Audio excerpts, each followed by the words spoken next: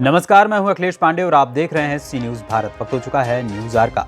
महाराजगंज जनपद की 5 विधानसभा सीटों पर आगामी 3 मार्च को 6वें चरण में मतदान होना है, जिसके लिए राजनीतिक दलों सहित निर्दलीय प्रत्याशियों ने अपने अपने नाम की घोषणा कर दी थी।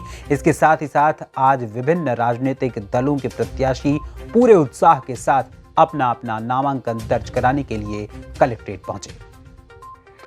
नामांकन करने वाले प्रत्याशियों में मुख्य रूप से सदर विधानसभा से भारतीय जनता पार्टी से जयमंगल कन्नौजिया, नौतनवा विधानसभा से समाजवादी पार्टी के प्रत्याशी कुंवर कौशल उर्फ मुन्ना सिंह, बसपा से अमन मणि त्रिपाठी एवं कांग्रेस पार्टी से सदा मोहन उपाध्याय, सिसवा विधानसभा से भाजपा प्रत्याशी प्रेम सागर पटेल, बसपा प्रत्याशी धीरेन्द्र प्रताप सिंह, कांग्रेस पार्टी से राजू गुप्ता एवं निर्दल प्रत्याशी अजय कुमार श्रीवास्तव, पनियारा विधानसभा से भाजपा प्रत्याशी ज्ञानेंद्र सिंह सहित कई निर्दल प्रत्याशियों ने अपना नामांकन दर्ज कराया। नामांकन के बाद भाजपा प्रत्याशियों का कहना था कि उत्तर प्रदेश में योगी के नेतृत्व में वाली सरकार ने बिना भेदभाव के सभी वर्गों के लिए पूरे प्रदेश का चौतरफा विकास किया है। भाजपा सरकार ने पिछले 5 सालों में ध्वस्त पड़ी कानून व्यवस्था को पटरी पर लाने का काम किया है, जिसको लेकर वह जनता के बीच जाएंगे। सपा, बसपा एवं कांग्रेस पार्टी सहित निर्दल प्रत्याशियों का कहना था कि अगर जनता ने उन्हें मौका दिया तो वह अपने क्षेत्र में स्वास्थ्य, सड़क, बिजली, पानी सहित अन्य सभी सुविधाएं लोगों को मुहैया कराएंगे, जिससे आम जनता के जीवन में बड़ा बदलाव आएगा। पहले तो नौतनवा में स्वास्थ्य व्यवस्था को मजबूत करना है। जो सीएससी हमारी है, जिसमें हमारे परिवार ने दान दिया था 3 एकड़ ज़मीन, उस सीएससी को 100 सैया का कराऊंगा कि लोगों को महाराजगंज तक और गोरखपुर तक न जाना पड़े। और दूसरा रोहिन नदी और महाव नाला, ये दोनों बाढ़ के दिन में, बरसात के दिन में तबाही मचाते हैं हमारे क्षेत्र में। महाव नाले की पिचिंग और रोहिन नदी में ठोकर, और जहाँ जहाँ टूटान की शंका है वहाँ पे पत्थर की यूजिंग कराने की व्यवस्था हम करेंगे। तीसरा, क्षेत्र में जो प्रशासनिक भ्रष्टाचार है उसको समाप्त करेंगे। क्या लगता है जनता का कितना समर्थन मिल रहा है? एक तरफ अमन मणि है, एक तरफ बीजेपी है, एक तरफ आप। देखिए, आपने जिसका नाम लिया है, बहनों को सहारे लड़े थे, जीत गए थे। मुझको कैंसर हुआ था, मैं चल नहीं पाता था। काम मैंने बहुत किया, 41 गांव लोहिया किया, 24 गांव जनेश्वर मिश्र किया, 132 का सब स्टेशन बनवाया, कप्तानगंज से नौतनवा तक की रोड बनवाया, नौतनवा बाज़ार में चलने के लिए सड़क नहीं थी, मैंने बनवाया। 12 साल इनके पिताजी मंत्री थे। तहसील मेरे बड़े भाई ने बनवाई, ट्रेजरी ऑफिस मेरे भाई ने खुलवाया, अड्डा बाज़ार, बरगदवा बाज़ार में अस्पताल मेरे भाई। जो काम हुआ हमारे क्षेत्र में समाजवादियों ने किया। नगर पालिका नौतनवा को 60 करोड़ रुपया अखिलेश यादव जी ने दिया, 40 करोड़ डूडा से दिया, 20 करोड़ नगर पालिका से दिया। तो काम करने की एक बात होती है, काम करना अखिलेश यादव जी जानते हैं, उन्होंने काम किया था। काम नहीं किया होता तो आज हिंदुस्तान का सबसे खूबसूरत उत्तर प्रदेश का पुलिस हेडक्वार्टर है, स्टेडियम विश्व के टक्कर का है, सड़क उन्होंने बना दी लखनऊ से लेकर के। पहले तो मैं आभार व्यक्त करता हूं अपने शीर्ष नेतृत्व को, प्रदेश के नेतृत्व को और भारत सरकार के वित्त राज्य मंत्री आदरणीय सांसद पंकज चौधरी जी को, कि उन लोगों ने मेरे जैसे छोटे कार्यकर्ता को पे ऊपर विश्वास किया। और जहां तक रही मुद्दा, जो भी भारतीय जनता पार्टी और सरकार की नीति रीति होगी वो निश्चित रूप से ज़मीन पे लाने का कार्य करूंगा। और 5 साल में जो मेरे कार्य हुए हैं उसमें छोटा मोटा जो भी कुछ छूटा हुआ कार्य है, जो कुछ अधूरे हैं, उसको पूरा करने का प्रयास करूंगा। और सरकार के द्वारा चलाई गई जो भी योजनाएं हैं, उस सारी योजनाओं को महाराजगंज विधानसभा के धरती पर के ला करके उसको पूर्ण कराने का कार्य करूंगा। बहुत बहुत धन्यवाद सबको। बहन कुमारी मायावती जी का आशीर्वाद हमें प्राप्त हुआ। नौतनवा विधानसभा क्षेत्र में और नौतनवा विधानसभा क्षेत्र के लोग दुगने और तिगने उत्साह के साथ हमारे साथ खड़े हैं, हमारा स्वागत भी किया। हमने 20 दफ़े अनुरोध किया सबसे कि भाई कोविड प्रोटोकॉल का पालन करिए, लेकिन इतना उत्साह था कि जगह जगह वो टूट भी रहा था, फिर भी मैं मना कर रहा था। अब जिन मुद्दों को लेकर के हम लोग चुनाव लड़ने जा रहे हैं, मुख्य मुद्दा तो नौजवानों को रोजगार, उनके विधानसभा क्षेत्र के अंदर मैंने देखा है नौजवानों की पीड़ा, जिनको कोविड प्रोटोकॉल में बेंगलोर, दिल्ली, मुंबई से वापस आना पड़ा, चेन्नई से, उनकी क्या दुर्दशाएं हैं। तो मेरा मानना है कि इस 5 वर्ष में नौजवानों को रोजगार उनके विधानसभा में मिलना चाहिए।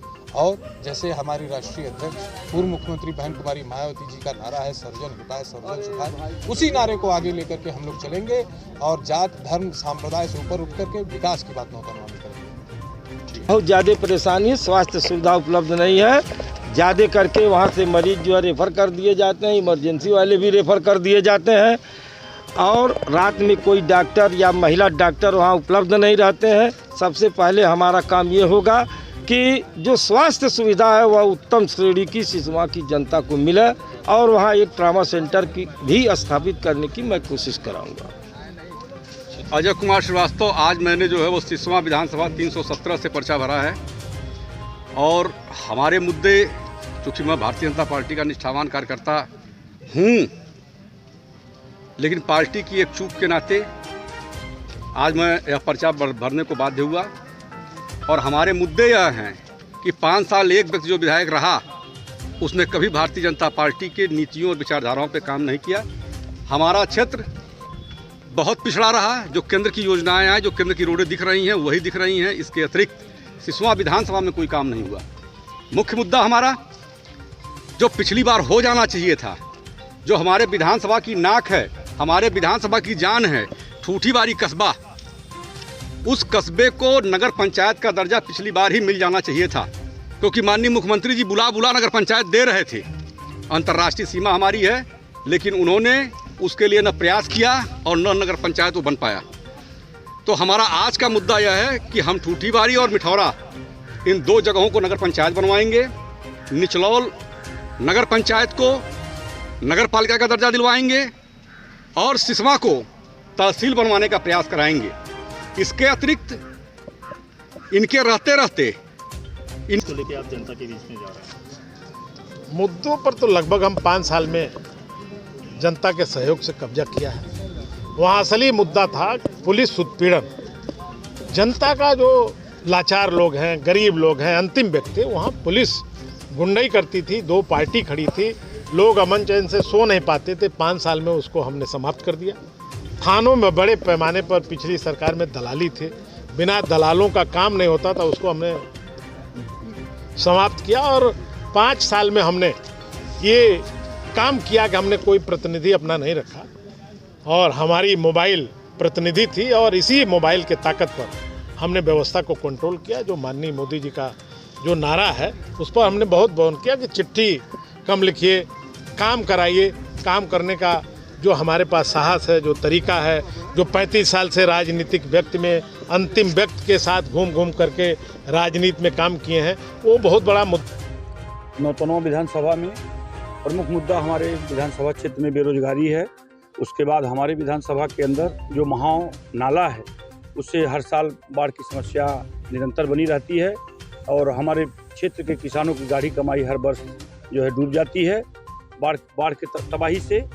और हमारे विधानसभा के अंदर रोहिन बैराज जो टूट गया है उससे जल्द से जल्द सिंचाई की सुविधा उपलब्ध कराने की यह पहली प्राथमिकता है। उसके बाद जितनी भी हमारे विधानसभा के अंदर जनप्रतिनिधियों ने, पूर्व के जनप्रतिनिधियों ने अपना ही विकास किया है, अपने निजी संस्थाओं का विकास किया है और हमारे क्षेत्र में टूटी फूटी सड़कें हैं, उन सबको प्राथमिकता के आधार पे उन सड़कों की मरम्मत कराया जाएगा पूरे विधानसभा की।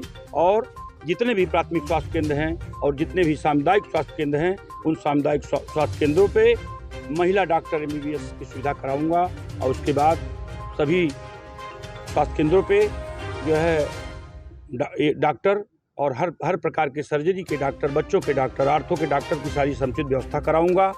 स्वास्थ्य से लेकर के और बिजली की समुचित व्यवस्था कराऊंगा कि तहसील स्तरीय हमारा विधानसभा है, हमारे विधानसभा को अच्छी बिजली मिल सके, स्वास्थ्य की सेवा मिल सके, सिंचाई की सुविधा मिल सके और जो बाढ़ की समस्या है महाव से, झिंगटी से लेकर के दोगारा, मुजाहना, पड़ौली और जो है बिशुनपुरा, सगरावा, तमाम गांव जो डूब जाते हैं हर वर्ष, किसानों की तबाही होती है फसलों की, उस महाव के नाले से जो बाढ़ की समस्या है उससे अस्थायी निदान के लिए मैं उत्तर प्रदेश के सदन में लड़ करके महाव नाला के लिए अस्थायी बाढ़ की समस्या दूर करने के लिए प्रयास करूंगा।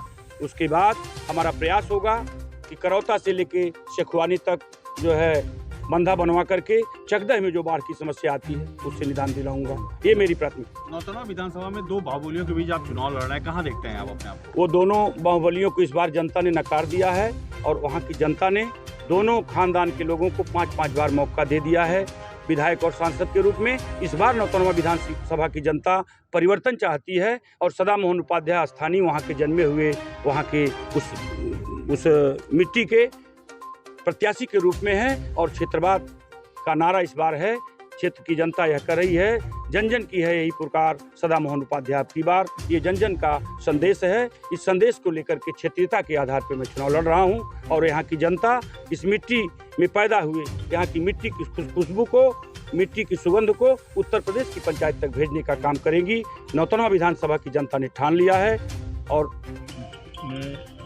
आम मतदाता की भी मीटिंग डाल रहे हैं। शिक्षा, स्वास्थ्य, सड़क और भ्रष्टाचार, ये हमारे प्रमुख मुद्दे हैं। क्या लगता है जनता किस लिए आपका समर्थन कर रही है और कितना रुझान आ रहा है?